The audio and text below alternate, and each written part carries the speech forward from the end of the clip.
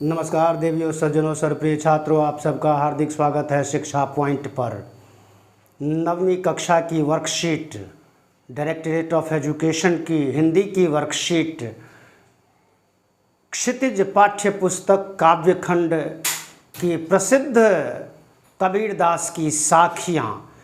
इस वर्कशीट में 2 साखियाँ दी गई हैं और इनके भाव भी लिखे गए हैं और उस पर आधारित प्रश्न हैं जिनके उत्तर करने हैं। देखिए, काबा फिरी काशी भया, राम ही भया रहीम, मोट चून मैदा भया, बैठी कबीरा जीम।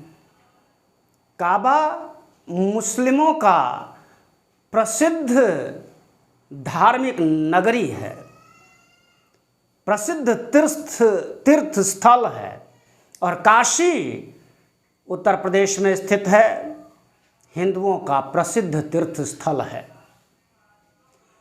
इन दोनों में कबीरदास जी कोई अंतर नहीं समझते, दोनों को एक समान समझते हैं। वास्तव में कबीरदास ऐसे कवि हैं जिन्होंने हिंदुओं और मुसलमानों के जो धर्म हैं, इस्लाम और हिंदुइज़्म, इन दोनों में व्याप्त कुरीतियों पर, कुप्रथाओं पर जमकर प्रहार करते हैं, कड़ी आलोचना करते हैं और कहते हैं कि धर्म का वास्तविक स्वरूप अगर मालूम हो जाए तो काबा हो या काशी हो, दोनों में कोई अंतर नहीं है। और राम ही भया रहीम, फिर राम भी रहीम हो जाते हैं और रहीम भी राम हो जाते हैं। काबा काशी बन जाता है और काशी काबा बन जाती है। ये विशिष्टता है उनकी रचना की, उनके दृष्टिकोण की विशेषता है। धर्म की खासियत भी यही है। आज धर्म के नाम पर लोग लड़ते मरते हैं, धर्म का वास्तविक स्वरूप समझते नहीं हैं। और ये उदाहरण दिया है, ये एक पंक्ति में कोई तर्क देते हैं तो उसका उदाहरण भी प्रस्तुत करते हैं। कहते हैं, काबा फिरी काशी भया, राम ही भया रहीम, मोट चून मैदा भया। चून कहते हैं आटे को। अलग अलग मोटे मोटे अनाजों को जब पीस दिया जाता है तो वह आटा बन जाता है। फिर ये फर्क नहीं रहता कि उसमें गेहूं है, चने मिले हुए हैं, अथवा मक्का है, या क्या क्या मिला हुआ है उसमें, अथवा चावल है। सब पीस करके एक आटा जब बनता है तो उसमें कोई अंतर नहीं रहता है। सभी धर्मों के निचोड़ को अगर देख लिया जाए और समझ लिया जाए तो दोनों किसी में कोई अंतर करना बड़ा मुश्किल काम होता है। ये ठीक वैसा ही है जैसे किसी भी धर्म के अवलंबी का रक्त अगर निकाल कर देखा जाए तो सबका रंग लाल ही होता है। ऐसा नहीं होता कि किसी का सफ़ेद होता है, किसी का नीला होता है, किसी का पीला होता है। ये धर्म के हिसाब से रक्त अलग अलग नहीं है, वो एक ही है। तो धर्म का निचोड़ मानवता का कल्याण, सर्वधर्म समभाव, भाईचारा, यही सब तो है। जीव मात्र पर दया दिखाना, यही सब तो है धर्म का निचोड़। फिर कबीरदास ऐसा ही सर्वधर्म समभाव रूपी दृष्टिकोण रखते हैं और वो उसी का गुणगान करते हैं, उसी आटे का भोजन करते हैं। जीमना कहते हैं भोजन को, बैठी कबीरा जीम। जीम मतलब, जीमना मतलब भोजन करना। वो अलग अलग अनाज से बने हुए आटे का ही भोजन करते हैं, यानी सर्वधर्म समभाव को ही मानते हैं, अपनाते हैं। ये तो हुआ पहली साखी का भाव। दूसरी साखी है, ऊंचे कुल का जन्मिया, जो करनी ऊंच न होई, सुबरण कलश सुरा भरा, साधु निंदा सोई। ऊंचे कुल खानदान में जन्म लेने से कुछ नहीं होता, कुछ होता है तो अच्छे कार्यों से, उच्च कर्म से होता है। ऊंचे कुल खानदान में पैदा होना बड़ी बात नहीं है। अगर वह भी अगर कुकर्मी हो जाए, ऊंचे कुल खानदान में पैदा हुआ व्यक्ति भी कुकर्मी हो जाए और वह बुरे कार्यों में लग जाए, तो उसका उच्च कुल खानदान में जन्म लेना व्यर्थ है। उदाहरण देते हैं, सुबरण कलश सुरा भरा। सुरा मदिरा, दारू, शराब। सुवर्ण सोने के घड़े में भी अगर शराब भरी हुई है तो जो अच्छे लोग हैं, साधु लोग हैं, उसकी निंदा ही करेंगे, उसका तिरस्कार ही करेंगे। तो वैसे ही ऊंचे कुल में जन्म लिया हुआ व्यक्ति अगर बुरे कर्म करता है तो अच्छे लोग उसकी निंदा ही करते हैं, प्रशंसा नहीं करते। सोना अपने आप में शुद्ध होता है, लेकिन उससे बने हुए घड़े में भी अगर शराब रखी हो तो उसका कोई फायदा नहीं है, वह तिरस्कृत ही है, निंदनीय ही है। यह भाव है। कुल दोनों साक्षियों को अगर मिला जुला करके देखें तो सर्वधर्म समभाव, हिंदू मुसलमानों में व्याप्त कुरीतियों को दूर करना, भाईचारे का बढ़ावा देना, सबको समान समझना, सबके धर्म का आदर करना, ये व्यापक दृष्टिकोण होता है धर्म का, चाहे वो कोई भी धर्म हो।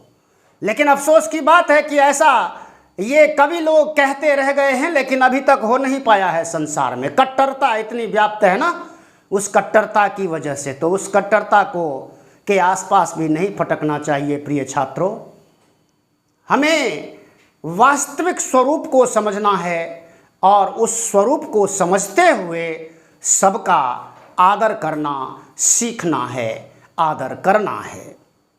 देखिए, अपरिचित शब्द कौन से हैं। काबा एक मुस्लिम तीर्थ स्थल है। मोट का मतलब होता है मोटा, चून का अर्थ है आटा, जीम भोजन करना, कुल वंश या परिवार या खानदान, जन्म या जन्म लिया हुआ, जन्म लेकर, करनी अर्थात कर्म कार्य, सुवर्ण स्वर्ण या सोना, और सुरा यानी शराब। प्रश्नों के उत्तर देखिए। काशी किस प्रदेश में स्थित है?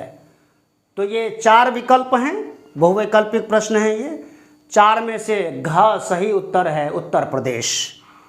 दूसरा प्रश्न है, सुवर्ण का तत्सम रूप छांटिए, तो इसका सही उत्तर क स्वर्ण है। स्वर्ण यानी सुवर्ण यानी सोना। तीसरा प्रश्न है, यहाँ निंदा से क्या तात्पर्य है? ख कमियां बताना, जो खामियां हैं, जो कमियां हैं उन्हें उजागर करना। फिर राम ही, यहाँ चौथा प्रश्न है, यहाँ राम ही भया रहीम से क्या अभिप्राय है?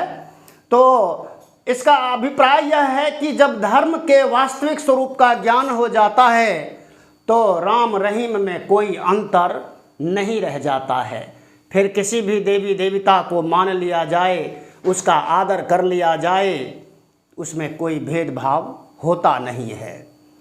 5वां प्रश्न है, जे करनी ऊंच न होई से क्या आशय है? अगर कोई अच्छे कर्म नहीं करता है, अच्छे कर्म अच्छे ना हो, तो बड़े ऊंचे कुल खानदान में जन्म लेने का महत्व नहीं रह जाता है। तो वास्तविकता ये है कि मानव का कर्म, मानव के कार्य अच्छे होने चाहिए। वो किसी भी कुल खानदान में पैदा हुआ, किसी भी जाति में पैदा हुआ, वो उतना महत्वपूर्ण नहीं है। ज़्यादा महत्वपूर्ण बात यह है कि मानव के कर्म अच्छे होने चाहिए।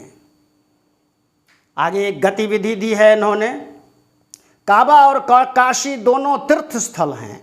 इन दोनों तीर्थ स्थलों की ऐतिहासिकता की जानकारी लीजिए और दोनों पर एक एक अनुच्छेद लिखिए। इसका उत्तर नहीं लिखा है लेकिन मैं बताता हूँ। काबा, जैसा कि बताया पहले, ये मक्का मदीना शहर है, सऊदी अरब में है, ये अरब देश में है। वहाँ का प्रसिद्ध धार्मिक स्थल है और माना जाता है कि हर दुनिया भर के मुसलमानों की ये ख्वाहिश होती है कि एक बार मक्का मदीना काबा की यात्रा कर ली जाए तो जीवन सफल हो जाता है। ये इसकी ऐतिहासिकता है, प्राचीन नगरी है। और काशी उत्तर प्रदेश में स्थित, जिसको वाराणसी या बनारस भी कहते हैं, ये 7 पुरियों में एक है हमारे देश में और हिंदुओं का प्रसिद्ध धार्मिक नगर है। यहाँ काशी विश्वनाथ भोले बाबा विराजमान हैं।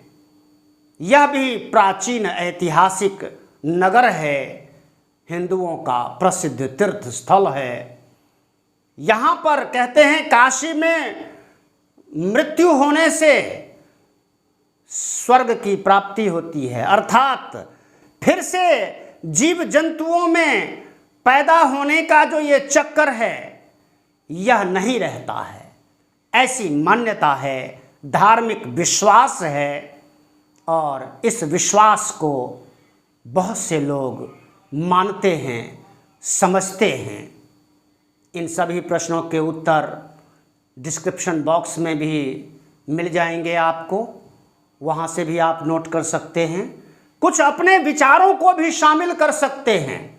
जितने भी प्रश्न हैं ये बहुविकल्पी प्रश्नों में तो अपने विचार शामिल नहीं कर सकते, लेकिन जो ये चौथा और पांचवा जो बहुविकल्पी प्रश्न है और छठा जो गतिविधि वाला जो है, इसमें आप अपने विचार जरूर पिरोइए। सारी बातों को सोचकर, समझकर, सुन करके आप अपने विचार भी लिखिए, तो इससे आपके विचार मजबूत होंगे और आपका ज्ञान पूर्ण होगा। धन्यवाद। अभी तक चैनल को ज़रूर सब्सक्राइब कीजिए, लाइक शेयर कमेंट कीजिए। धन्यवाद। नमस्कार। जय हिंद, जय भारत, जय भारती।